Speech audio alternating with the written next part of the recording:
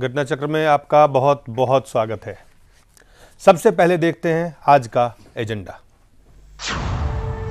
संसद में मचा कोयले पर कोहराम, कैग की रिपोर्ट पर विपक्ष ने पीएम का मांगा इस्तीफा, कांग्रेस ने ठुकराई मांग। मुंबई हिंसा पर ठाकरे की राजनीति, एक बार फिर बाहरी लोगों पर साधा निशाना, कहा महाराष्ट्र है मेरा धर्म। और हमारे साथ स्टूडियो में है दो खास मेहमान हैं, राज्यसभा सांसद हैं मोहम्मद अदीब साहब, आपका बहुत बहुत स्वागत है। और हमारे साथ गोविंद जी मिश्र हैं, बहुत बहुत आपका स्वागत है, लोकसभा सांसद हैं, मध्य प्रदेश से हैं। और आज दोनों सदन, लोकसभा और राज्यसभा, दोनों ही सदन कल तक के लिए स्थगित हो गया। बात विपक्ष ने साफ साफ प्रधानमंत्री का इस्तीफा मांगा।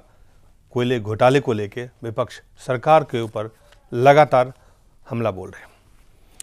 इस पर हम आएंगे, लेकिन पहले हम आपको दिखा देते हैं कि जो मुंबई में हिंसा हुई, आसाम हिंसा के विरोध में जो हिंसा हुई, उसके बाद राज ठाकरे ने एक रैली निकाली और रैली निकाल के उन्होंने क्या कहा आपको हम दिखाते हैं।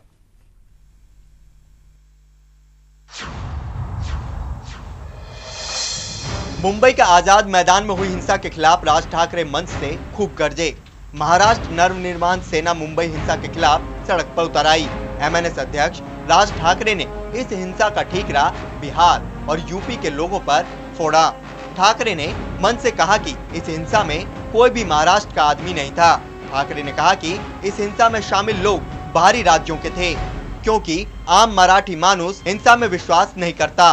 राज ने कहा कि मुंबई और महाराष्ट्र के पुलिस वालों पर और यहाँ के लोगों पर जब कभी हमला होगा तो वे उनके पक्ष में खड़े होंगे। क्षेत्रवाद की राजनीति से मशहूर राज ठाकरे ने कहा कि उनका सिर्फ एक धर्म है और वो है महाराष्ट्र धर्म। इसके अलावा वो कोई और धर्म नहीं जानते। उन्होंने तो यहाँ तक कहा कि जो कोई भी पुलिस पर हाथ उठाए उसे वहीं के वहीं सबक मिलना चाहिए। राज ने कहा कि यूपी और बिहार से काफी लोग महाराष्ट्र आ रहे हैं। इसके अलावा बड़ी संख्या में बांग्लादेशी और पाकिस्तानी लोग मुंबई में छिपे हुए हैं। इस दौरान राज ने महाराष्ट्र के गृह मंत्री आर पाटिल और पुलिस कमिश्नर के इस्तीफे की मांग की। राज ठाकरे और उनके समर्थकों ने इस दौरान गिरगांव से लेकर आजाद मैदान तक मार्च भी निकाला। हालांकि मुंबई पुलिस ने पहले उन्हें इसकी इजाजत नहीं दी थी। इस मार्च के जरिए राज ठाकरे ने अब तक का अपना सबसे बड़ा शक्ति प्रदर्शन किया। Bureau report, Jain news. सबसे पहले अदीब साहब आपसे जानना चाहेंगे इस पे प्रतिक्रिया आपकी। राज ठाकरे जी पे? जी बिल्कुल। देखिए, ये जो पॉलिटिक्स है, मुझे तो अब डर लगता है कि हर प्रदेश दूसरे प्रदेश के लोगों को आने नहीं देगा, घुसने नहीं देगा और बड़े फख्र से कहेंगे कि हम हिंदुस्तानी हैं। मैं तो बहुत दुखी हूँ, इसलिए कि ये लैंग्वेज जो है, ये लैंग्वेज हिंदुस्तान को जोड़ने की नहीं है। यानी उनका टारगेट इलेक्शन पॉलिटिक्स जीतना और माहौल को यानी ये कह देना कि बम्बई हमारा है, जिस तरह से अभी आसाम में उन्होंने कहा वो हमारा है। तो जब ये सिलसिला शुरू हो जाए और इसको सपोर्ट मिलने लगे तो ये तो बहुत डेंजरस। उन्होंने कहा जो हिंसा हुई है वहाँ पे मुंबई में, उस हिंसा के पीछे उन्होंने दो बातें कही। एक कहा कि जो बाहर से लोग आ रहे हैं, उत्तर प्रदेश और बिहार के लोग, जी, उनका हिंदुस्तान उनका एक उन्होंने ये बाहर, लेकिन उससे भी ज्यादा उन्होंने जो बात कही कि मुंबई में भारी तादाद में बांग्लादेशी हैं वहाँ पे। ये दो कारण उन्होंने बताया। और इसके कारण देखिए, अगर बांग्लादेशी हैं, पाकिस्तानी हैं, तो उनको कोई राइट नहीं है बम्बई नहीं, हिंदुस्तान की किसी जमीन पे भी रुकने का। लेकिन आप सिग्नल ये दे रहे हैं इनके नाम पर कि बिहार के लोग आ रहे हैं, उत्तर प्रदेश के लोग आ रहे हैं। शर्म आती है कहते हुए। कौन कहता है कि बाहर के आदमियों को आप अपने मुल्क में जगह दें? हम खुद ही नहीं, हमारे पास जगह बची है तो हम बाहर के आदमियों को जगह देंगे? गवर्नमेंट पे सख्त होनी चाहिए, पॉलिटिकल पार्टी भी सख्त होनी चाहिए।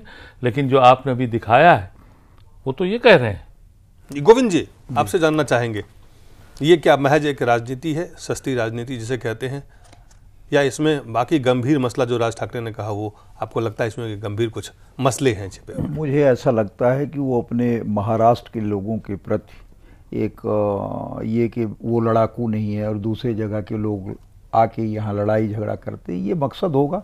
और अगर उस मकसद के पीछे मकसद ये होगा कि मराठी मानुस के वोट को अपने पक्ष में इकट्ठा किया जाए। ये तो देखिए, वोट की राजनीति अगर हम नेतागण कोई भी दल का हो संकीर्ण विचारधारा से करेंगे तो ये देश कभी स्टेबिलिटी की तरफ नहीं जाएगा। वो भावना तो उन्होंने कहा कि बांग्लादेश, वोट बैंक की राजनीति से राजनीतिक दल ऊपर नहीं उठ पा रहे हैं, ये भी एक सच्चाई है। तो ये प्रजातंत्र के लिए बड़ा घातक होगा।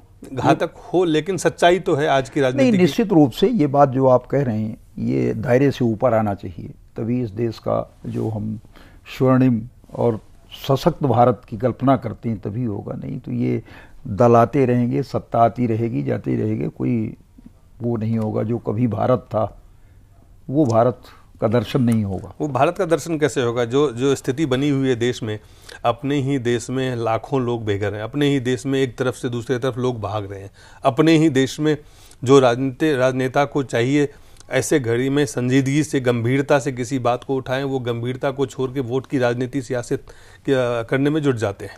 ऐसे में कहाँ आपको उम्मीद लगती है कि उस सशक्त भारत की उस सोच, जो एक भारत की बुनियाद की, जिसने जो संघर्ष करके जिन्होंने आज़ादी ली, उसके बाद कि जो भारत दिख रहा है, आज जो ये राजनीति, महाराष्ट्र में हिंसा, मुंबई में हिंसा, आसाम में हिंसा, कई जगह लोग बेंगलोर छोड़ के, पुणे छोड़ के, हैदराबाद छोड़ के, अपने ही देश में लोग छोड़ के भाग रहे हैं। और दूसरी तरफ आप सियासत की भाषा देख रहे हैं क्या है?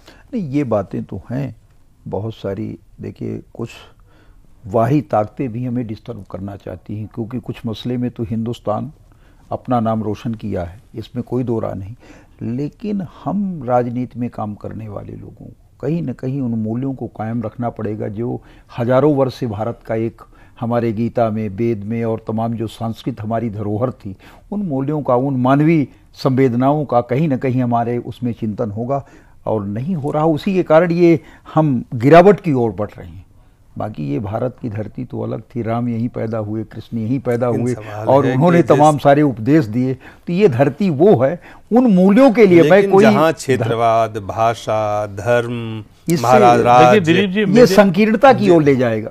मेरा ये कहना है कि ये पूरा शो उनके घर का शो था, कि वो चाहते ये है कि जो उनके चचा और उनके चचे भाई, उनकी जमीन छीनने की ये लड़ाई है। लेकिन इसका इम्पैक्ट ओवरऑल राजनीति पे, हिंदुस्तान के ऊपर बड़ा एडवर्स पड़ रहा है। ये अफसोसनाक बात है। उनको सिर्फ ये दिखाना है कि मैंने ये जो वहाँ कोई अपोजिशन अब अगर है महाराष्ट्र में तो वो मैं हूँ जी। वो कहते हैं कि साहब बंबई से बाहर के लोग चले जाएं। बंबई में है क्या?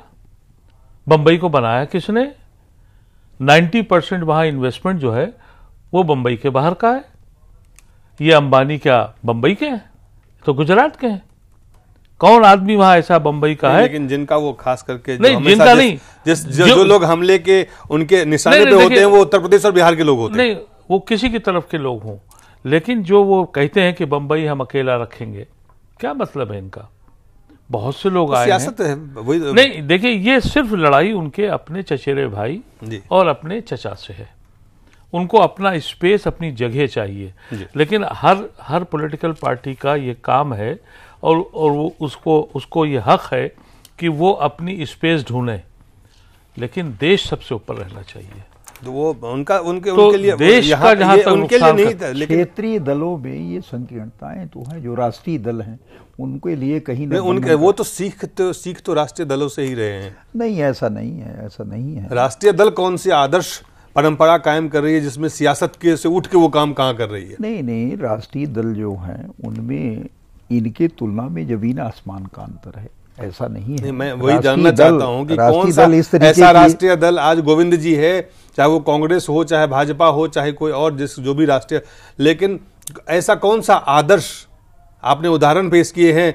आज जो शिवसेना, आज आपका बीजेपी का शिवसेना के साथ गठबंधन है महाराष्ट्र में, वो शिवसेना आज जो राज ठाकरे बात कर रहे हैं वो उन्होंने अपने चाचा से लिया है, बाल ठाकरे जी से लिया है। वो भी मराठी मानुस की बात करते थे।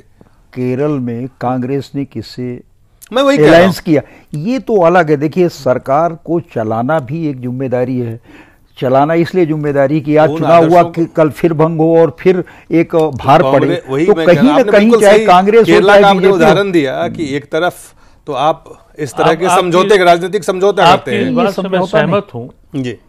कि इस मुल्क की ये बदनसीबी हो गई है कि दो नेशनल पार्टीज, कांग्रेस और बीजेपी, दोनों अपनी जमीन खो रहे हैं अपने कर्मों से, और उसकी वजह यह है कि छोटी छोटी पार्टियां वो स्पेस कवर कर रही हैं या उसके करने के में लगी हुई है, और उसी का नतीजा क्योंकि है। अगर जब ये दो नेशनल पार्टीज अगर सच में अपनी एक दिशा से इधर उधर न भागें तो ये छोटी छोटी पार्टियों की कोई गुंजाइश नहीं है। जब आदमी फ्रस्ट्रेट हो जाता है, जब वो देखता है कि भाई ये हमारे नेशनल पार्टी के पास कोई आदर्श आदर्श नहीं रख रही है, तो हम इसको बुरा नहीं माने गोविंद जी। ये नहीं। फैक्ट ऑफ द मैटर यही है, फैक्ट यही है। राज ठाकरे कि जैसे नेशनल लोगों का पार्टी- उदय कहीं ना कहीं गोविंद जी उस स्पेस जो अदीब साहब कह रहे हैं कि दो राष्ट्रीय दल भाजपा और कांग्रेस, जो स्पेस जो उनका वो सिकुड़ रहा है, उसका फायदा आज क्षेत्रीय दल उठा रहे हैं। ये टाइम बीइंग के लिए होता है। ये कुछ कमियां अभी हमारी शिक्षा का प्रतिशत और ये तमाम सारा कम होने के कारण हम आप जो बोल रहे हैं और जो कह रहे हैं उसको मित्र को और दुश्मन को समझने की जब क्षमता हो जाएगी तो भाषण का उस तरीके के नहीं है। अभी कहीं गरीबी और अशिक्षा के दबाव में लोगों ने निर्णय लेना शुरू किया, और ये स्थानीय लोकल पार्टी जो है ये फॉर टाइम बीइंग के लिए तमाम परिवर्तन आप देखिए, कभी ये पार्टी आती, कभी वो, आप तमिलनाडु में देख लीजिए, कभी डीएमके कभी एडीएमके, तो ये तो उस तरीके से है, कोई ये बुलबुले हैं, कोई ऐसा नहीं है। सियासत यहीं आके नहीं रुकती है। पार्लियामेंट में अगर देखें, खास करके सियासी फायदे के लिए कांग्रेस और बीजेपी, यूपी और एनडीए आमने सामने। छोटे से ब्रेक के बाद हम इस पर चर्चा करेंगे।